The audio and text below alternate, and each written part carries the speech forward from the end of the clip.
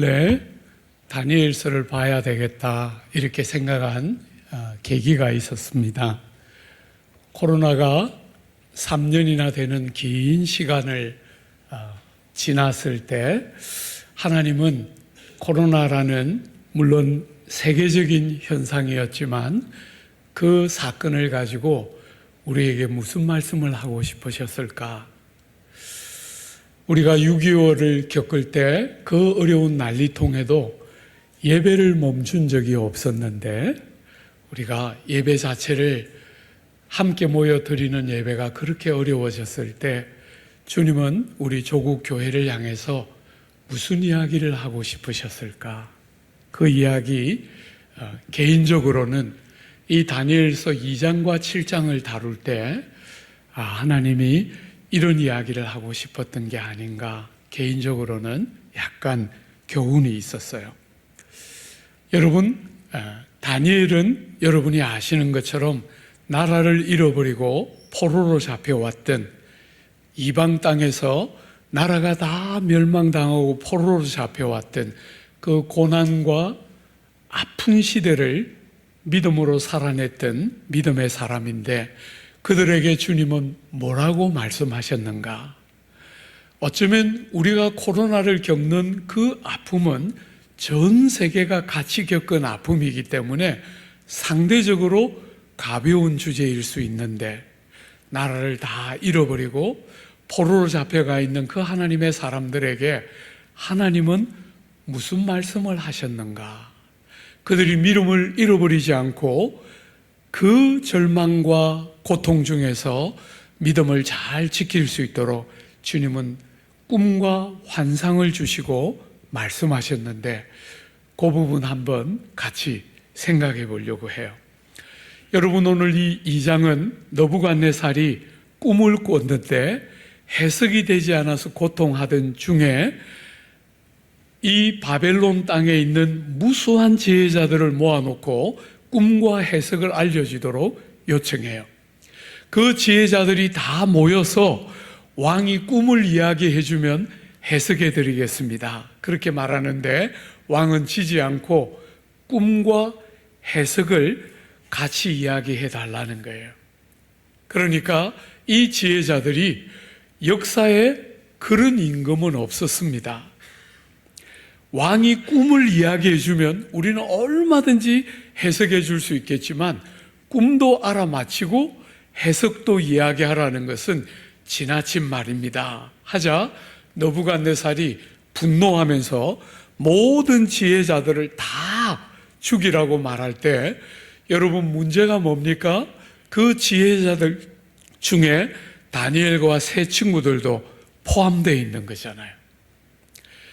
왕의 명령을 받은 그 군대 장관이 나가서 지혜자들을 다 죽이려고 할 때 다니엘이 말미를 정하고 기도하던 중에 하나님 도움으로 왕의 꿈과 그 해석을 깨닫게 되고 왕 앞에 가서 꿈과 해석을 말하는 것이 우리가 오늘 읽은 본문이에요.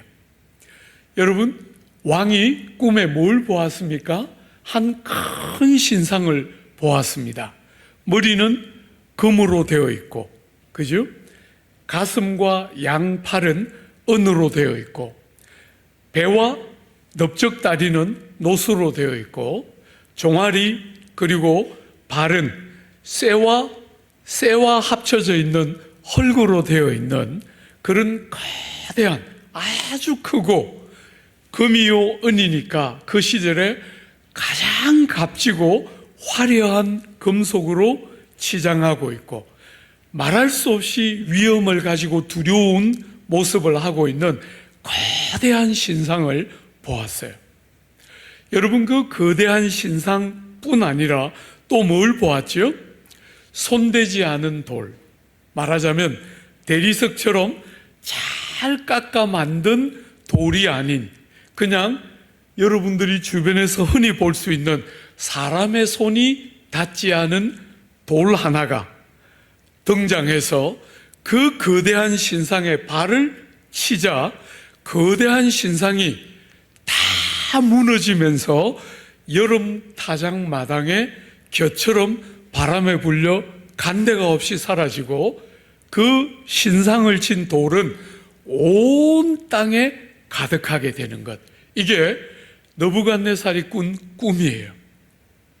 사랑하는 여러분, 이 꿈을 다니엘은 어떻게 해석하는가? 우리가 그거 한번 주목해서 보려고 해요. 우리가 읽었던 본문에 여러분 2장 35절 36절 한번 보세요. 그 꿈이 이러한즉 내가 이제 그 해석을 왕 앞에 아뢰리이다. 여러분, 왕이 꾼 꿈을 해석하기 시작하는 거죠. 그죠? 뭐라고 해석합니까? 37절에 보면 왕이여 왕은 여러 왕들 중에 왕이시라. 하늘의 하나님이 나라와 권세와 능력과 영광을 왕에게 주셨고 사람들과 들짐승과 공중의 새들 어느 곳에 있는 것을 막론하고 그것들을 왕의 손에 넘기사 다 다스리게 하셨으니 왕은 곧 그 금머리니이다. 여러분, 첫 번째, 이 금머리로 상징되는 아주 화려한 제국, 그게 뭐라고요? 느부갓네살과 느부갓네살로 상징되는 바벨론 제국이라는 거예요. 사랑하는 여러분, 바벨론은 역사 안에서 가장 문명과 문화가 화려하게 꼽힌 제국이고 세계 7대 불가사의 중에 하나였던 공중정원. 여러분, 얼마나 그 정원이 탁월하고 놀라웠던지 이름이 공중정원이에요. 어떤 모양이었는지 역사 안에 기록이 남아있지 않고 이름만 나오고 내용이 나오지 않기 때문에 어떤 정원이었는지는 모르지만 공중정원이라고 불리는 세계 7대 불가사의 한 정원을 개발했던 나라가 바벨론이에요.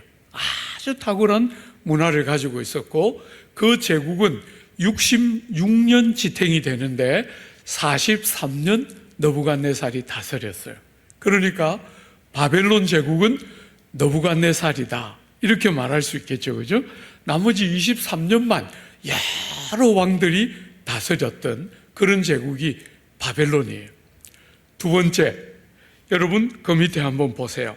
39절에 왕을 뒤이어 왕보다 못한 다른 나라가 일어날 것이요 셋째로 또 놋 같은 나라가 일어나서 온 세계를 다스릴 것이요. 여러분, 금 다음에 금보다 조금 못한 은으로 상징되는 제국이 등장하는데 어딥니까? 바벨론 다음에 고대 근동 땅의 패권을 쥐고 있었던 제국 어디지요? 메대와 바사 제국이에요. 메대 바사 제국. 은으로 비유되지만 아주 강력한 제국이고 200년 조금 남짓 그 고대 근동 땅을 다스렸던 제국이에요. 여러분, 주목해서 한번 보십시오. 우리는 신앙이라는 것을 자주 우리의 내면을 위로하고 세상살이를 위로하는 정도로 도와주는 정도로 신앙을 생각할 때가 많지만 오늘 다니엘, 나라를 잃어 포로 잡혀간 다니엘에게 주님은 열방과 민족의 역사를 이야기하고 그 큰 제국들의 역사를 하나님이 통치하고 다스리는 이야기를 하고 있는 거예요.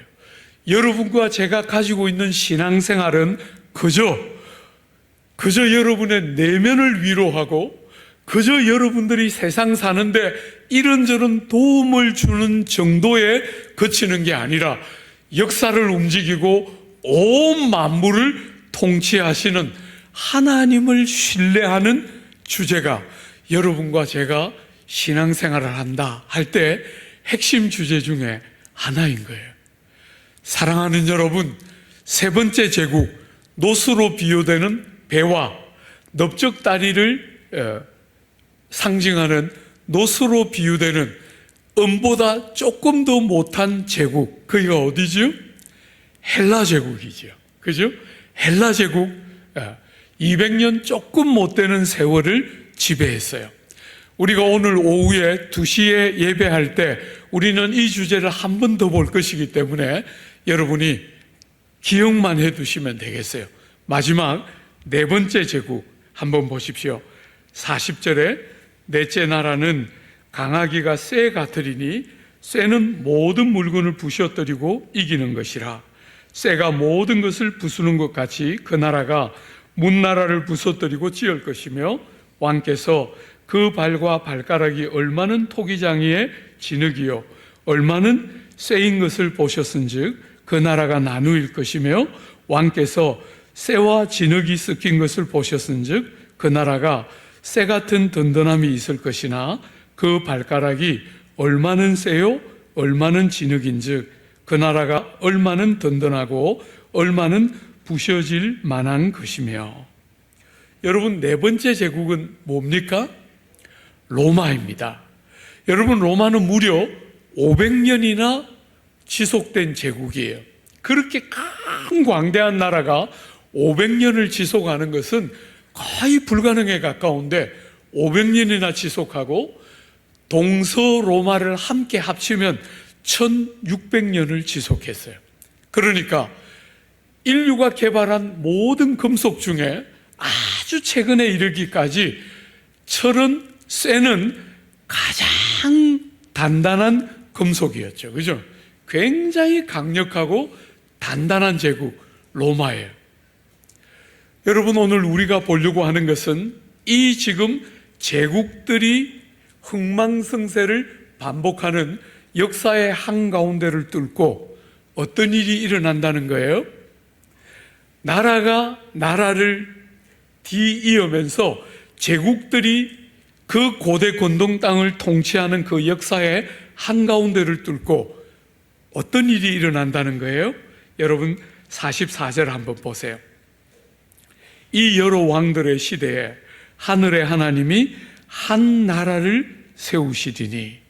여러분, 오늘 우리가 보려고 하는 핵심은 하늘의 하나님이 제국들이 흥망성쇠를 거듭하는 이 역사의 무대 위에, 그런 나라들만 눈에 보이는 이 역사의 무대 위에 하늘의 하나님이 당신이 왕노릇하시는 한 나라를 세우신다는 거예요. 사랑하는 여러분, 그 나라는 어떤 나라인가?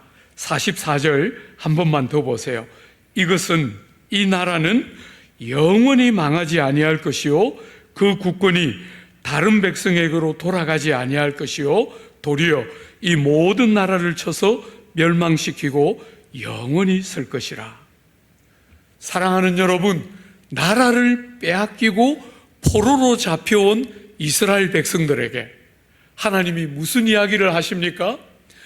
나라를 잃어버린 그것의 슬픔에 사로잡혀서 살지 말고, 나라가 딱 무너지고 예루살렘에 있던 성전이 딱 무너졌을 때 그것이 끝이다 이렇게 생각하지 말고 눈을 들어 뭘 봐야 한다는 거예요? 하늘의 하나님이 한 나라를 세우실 것을 보라는 거예요. 세상 나라들은 때가 되면 흥망성쇠를 거듭하면서 사라지고 없어지지만 하늘의 하나님이 세우시는 그 나라는 영원하고 국권을 빼앗기는 법이 없고, 이스라엘 나라가 망한 것처럼 예루살렘 성전이 다 무너진 것처럼 그런 일이 다시는 일어나지 않는 하늘의 하나님이 세우시는 하나님 나라. 우리가 이게 첫날부터 우리가 같이 다루고 있는 주제지요. 그죠?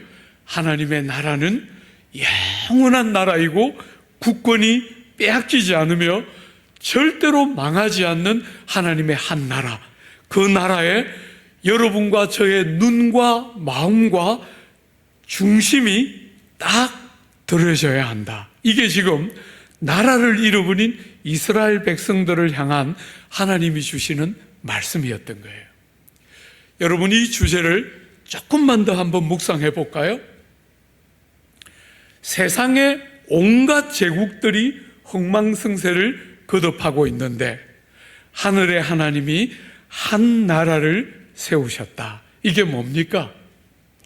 예수님이 이 땅에 오셔서 하신 일이죠. 그죠? 제가 첫날 여러분에게 설교를 시작하면서 말했던 것처럼 주님이 오셔서 하셨던 첫 번째 설교가 때가 찼다. 구약에서부터 약속했던 약속의 말씀이 이루어지고 성취될 때가 찼고, 그래서 어떤 일이 일어났다고요? 하나님 나라가 가까이 왔다. 오늘 이 다니엘서 2장만 갖고 보면 하늘의 하나님이 이 역사의 무대에 한 나라를 세우시는 그 때가 왔고, 하나님 나라가 가까이 왔다는 거예요. 사랑하는 여러분, 그런데 오늘 우리가 주목하려고 하는 것은 이 세상 나라와 하나님 나라를 어떻게 대조하고 있는지 한번 보세요. 세상 나라는 금머리, 은가슴, 놋배, 쇠 종아리와 쇠와 흙으로 된 발로 묘사되고 있는데, 하나님 나라는 어떻게 묘사되고 있어요? 손대지 않은 돌로 묘사되고 있어요. 사랑하는 여러분, 세상 나라는 크기를 가지고, 세상 나라는 금이나 은의 화려함을 가지고, 여러분 혹은 노새 혹은 철의 아주 강인함을 가지고 두렵게 만들어서 다른 나라를 제압하고 꼼짝 못하게 하는 그런 세상 나라의 속성인데, 하나님 나라는 어때요? 돌이에요. 너무나 평범하고 아무도 두려워하거나 제압당하지 않고 어떤 사람이든 주님께 가까이 할 수 있는 돌의 모습으로, 여러분 우리 주님의 비유에 근거해 보면 겨자씨처럼, 여자가 빵을 만들 때 넣었던 누룩처럼 전혀 두드러지고 주목을 끄는 거 아무것도 없는데, 너무나 평범해 보이는데, 모든 세상 나라는 망하지만 영원토록 망하지 않는 강력하고도 참된 하나님의 나라. 사랑하는 여러분, 세상의 제국은 앞에 있는 제국을 정복해서 생기는 제국들이지만, 이 나라는 전혀 기원과 내용과 모양이 완전히 대조되고 다른 하나님의 나라가 이 땅에 시작되고 있는 것이지. 여러분, 세상의 제국들, 나라들이 제일 많이 하는 말이 뭡니까? 세상이 점점 살기 좋아진다. 여러분, 오늘 우리가 살아가는 이 시대에 온 나라도 똑같이 더 세상이 좋아지고 있고 더 살기 좋은 세상이 되어간다. 이게 세상 나라들이 늘 하는 이야기인데, 여러분이 오늘 하나님의 말씀은 뭐라고 말합니까? 금으로 시작했는데 은으로 떨어지고 놋으로 더 떨어지고 나중에 쇠와 흙으로 바뀌는, 세상은 나라들이 더 나아지고 더 진보하고 갈수록 진보가 일어나고 더 잘 살게 된다. 이게 세상의 논리인데, 성경은 정말 과학은 그렇게 발전하고 물질은 말할 수 없이 풍요로워지지만, 여러분 정말 그런 부분이 있지만, 윤리와 도덕은 갈수록 무너지고 갈수록 세상은 더 난폭해지고 잔인해지고 이유 없이 정말 전혀 관계도 없는 사람들을 죽이고 미워하고 분노하는 윤리와 도덕은 더 무너지면서, 사랑하는 여러분, 삶의 질은, 과학은 발전하고 물질은 다 풍성하지만 삶의 질은 현저하게 떨어지는 아픈 세상을 성경은 보여주고 있어요. 여러분, 어떤 면에서 올 여름을 지나면서 개인적으로 과학도 잘 모르고 세상의 여러 가지를 잘 모르지만, 우리가 사는 세상이 어떤 한계치를 넘기 시작하는구나. 이 무더위가, 우리가 지금까지 겪어왔던 무더위와 양상과 모양이 달라지고 있어요. 사람의 능력치를 넘어서고 있는 어려움들이 이제 우리의 삶에 찾아오는구나 하는 생각을 저는 이번 여름을 보내면서 하게 돼요. 사랑하는 여러분, 많은 과학과 기술이 발전하고 물질이 더 풍요로워진 것은 틀림없지만, 그럼에도 불구하고 무수한 자연재해와 우리의 능력 바깥에서 일어나는 무수한 어려움들이 점점 우리들 곁으로 다가오고 있다는 것을 피부로 경험하면서 우리는 이 시대를 살아가고 있어요. 금으로, 은으로, 노스로, 쇠로 세상은 더 진보와 발전에 대한 신화를 쏟아내지만, 사랑하는 여러분, 어떤 면에서 성경이 보는 것처럼 더 큰 아픔, 더 큰 재해와 질고와 윤리와 도덕의 붕괴, 그런 연장선에서 가정이 무너지고 점점 삶의 질이 더 땅에 떨어지는 그런 일들을 우리는 목도하고 있는 것이지요. 여러분, 제가 우리 아버지, 저를 길러주셨던 우리 아버지 돌아가실 때까지 아버지 15년 모시고 살았어요. 그렇게 아버지 모시고 살 때 아버지가 늘 저한테 말씀하셨어요. 화 목사, 나는 100살까지 사니까 그렇게 알아? 이렇게 늘 틈만 나면 저한테 그렇게 100살 사는 거 이야기하셨어요. 제가 우리 집사람한테 말 안 했어요. 심장마비 걸릴까 싶어서. 그 토끼 같은 거 데려왔는데 아버지 백수 하시면 집사람 70살이에요. 상상도 하기가 어려운데 아버지는 늘 백수 하신다 그러셨어요. 어느 날 아침에 아버지가 신문을 가지고 제 방을 문을 열고 막 뛰어 들어오셨어요. 여러분, 우리는 그렇게 안 친했어요. 제가 아버지 참 힘들어하면서 자랐기 때문에 그렇게 안 친했는데 어느 날 아침에 아버지가 그 신문을 가지고 제 방 문을 열고 막 들어오셔서, 화 목사 이거 봐, 일면 신문에 일면 대문짝만하게 써놨어요. 인간 게놈지도 완성되다. 그 밑에 깨알만하게 써놨어요. 무병장수의 시대가 오는도다. 아버지가 얼마나 좋아하시면서, 봐, 이제 100살까지 사는 거 식은 죽 먹기야. 사랑하는 여러분, 세상은 늘 여러분과 저에게 무병장수의 시대가 오고 100살까지 산다. 여기 이른 아침에 우리 선배님들 많이 계신데 죄송하지만 여러분이 100살까지 살면서 20대의 건강을 가지고 100살을 살면 혹 축복일지 모르겠어요. 세상은 늘 그 말만 해요. 100살까지 산다. 그렇지만 여러분, 60이 넘고 70이 되면 삶의 질이 얼마나 떨어져요. 안 아픈 데가 없고 그 총명함도 점점 쇠하여지고 돌아서면 잊어버리잖아요. 그죠? 여기 형님 누님들 많이 계신데 죄송하지만 60대인 저도 돌아서면 잊어버려요. 단어가 안 떠올라가지고 설교하는데 단에서 단어가 안 떠올라가지고 그 반포에 있는 총명한 사람들 앞에서 설교하는데 단어가 생각이 안 났어. 아무것도 모르는 죄 없는 우리 성도들에게 그거 뭡니까? 제가 이렇게 물어요.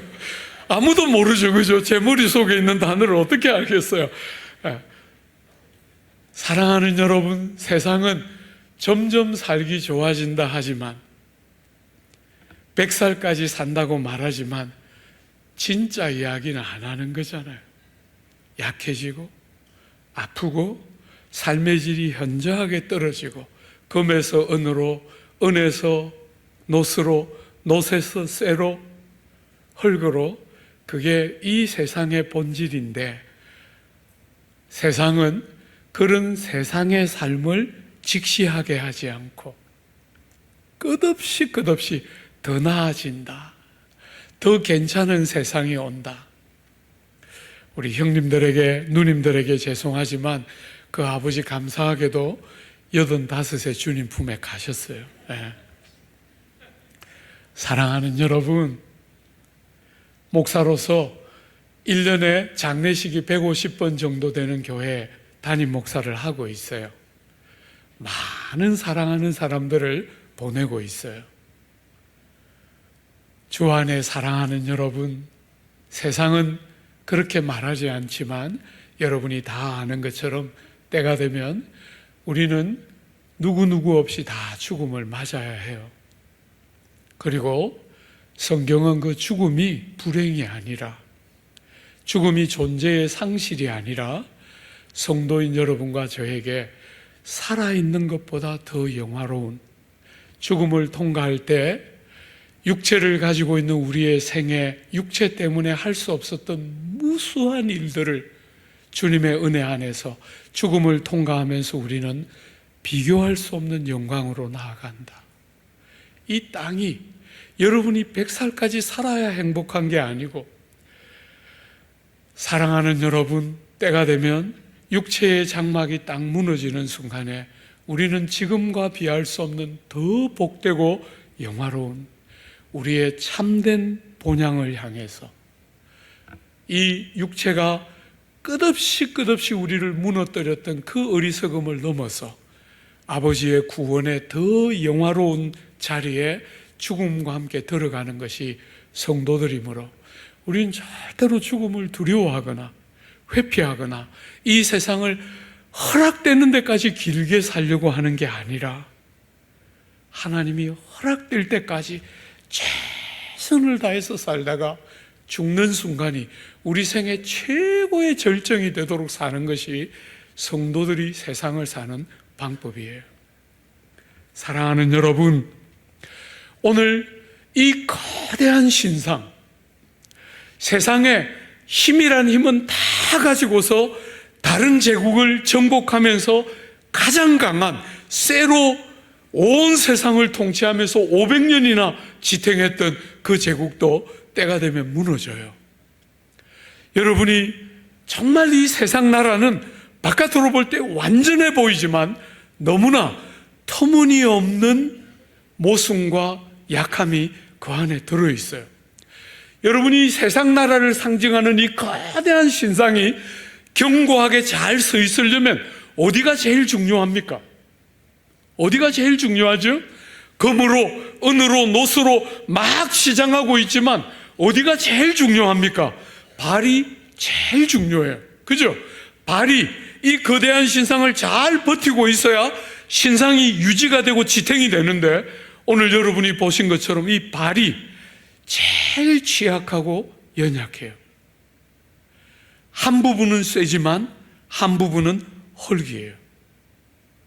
그러니까 그렇게 평범해 보이는 돌이 떠서 그 신상에 발을 치자 그렇게 견고해 보이고, 그렇게 화려해 보이고, 그렇게 거대하고 광대해 보이는 세상의 나라들이 무너져서 여름 타작마당의 겨처럼 바람에 불려 흔적도 없이 사라지고, 돌, 그렇게 평범해 보이고 아무 힘도 없어 보이는 하나님 나라가 온 세상을 가득 채우는 바로 그 이야기 하고 있는 거예요.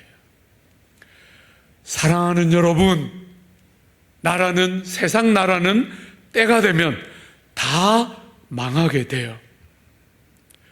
저는 교회사를 공부한 사람인데 교회의 역사만 봐도 로마가, 독일이, 영국이, 사랑하는 여러분, 미국이, 지금 저는 미국이 무너지는 소리를 곳곳에서 듣고 있어요. 때가 되면 미국도 무너지게 될 거라고 저는 봐요. 세상 나라는 세월이 흘러가면, 때가 되면 다 넘어지고 쇠약하고, 과거에 아무리 찬란해도 때가 되면 망하고 쇠약하는 것을 우리는 역사 안에 반복적으로 보는데, 사랑하는 여러분, 하나님 나라, 우리를 위해서 이 땅에 그분이 시작하신 하나님 나라는 겨자씨 하나를 갖고 그런 세상이 말하는 능력이나 화려함이나 강함이나 그 어떤 것도 없어 보이는데, 총 하나 없이 칼 하나 사용하지 않고 종이 되고 희생하고 낮아지고 섬기는데, 희한하게 세상 나라는 때가 되면 없어지는데 하나님 나라는 영원토록 영광과 권세가 쇠하거나 바뀌는 법이 없다는 거예요. 오늘 이 아침에 사랑하는 대한교회 교우 여러분, 여러분은 어느 나라에 속해서 살아가고 있습니까? 여러분의 이 짧은 인생, 세상 사람들은 100살까지 사니까 길게 사는 것처럼 여기지만 60이 넘고 70이 넘고 80이 되신 형님 누님들은 다 기억하겠지만 얼마나 잠깐만에 왔나. 70이 되고 80이 되니까 오래 산 것 같지만 돌아보면 잠시밖에, 그냥 잠시 지나왔다라고 말할 수밖에 없는 이 짧은 인생을 여러분은 어디에 속해서 살아가십니까? 눈으로 볼 때 금 같고 은 같고 녹 같고 쇠 같아서 절대로 망하지 않고 오래 갈 것 같은데, 너무 터무니없는 연약함과 한계와 모순들을 가지고 어느 순간에 정말 그런 일이 가능할 거라고 믿지 않았는데 한순간에 다 무너져서 바람에 나는 겨처럼 아무것도 남기지 않고 다 흔적도 없이 사라질 그 나라에 속해서 삽니까?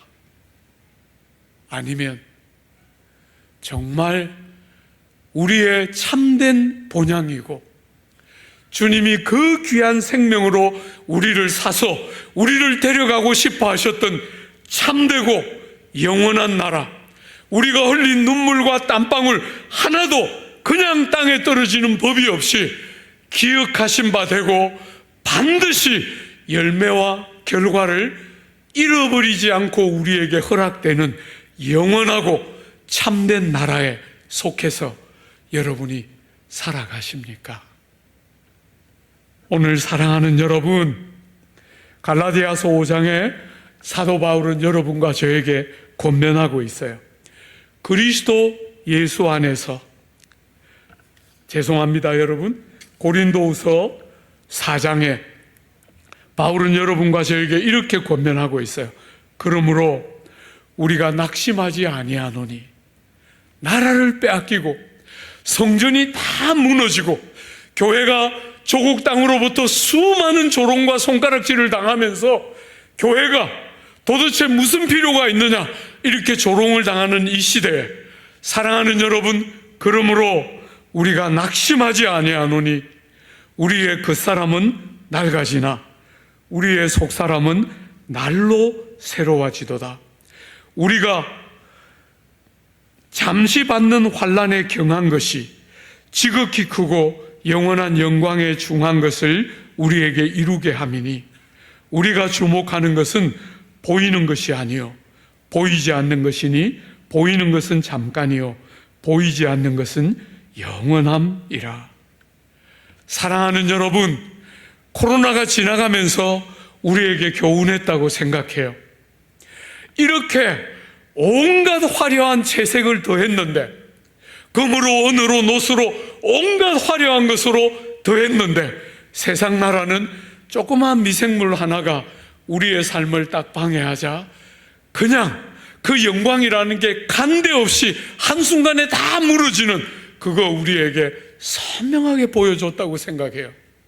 사랑하는 여러분, 그런 세계를 지나면서도 여전히 우리의 눈이 보이는 것, 손에 잡히는 것에 마음을 다 빼앗기지 않고 구주가 이 땅에 오셔서 우리에게 열어놓으신 참된 것, 영원한 것, 쇠하지 않는 것, 우리의 마음과 우리의 삶을 정말 그 위에 쌓아야 하는 위의 것을 찾고 우리의 소망과 우리의 소속이 정말 그곳에 있다는 것을 우리 모두가 새롭게 기억하면서 눈에 보이는 것이 전부가 아니요 보이지 않는 것이 영원한 줄 알고 하나님 나라의 백성답게, 하나님 나라에 속한 백성답게 하루하루를 살아가고 예수 믿는 기쁨과 깨닫는 새로운 은혜가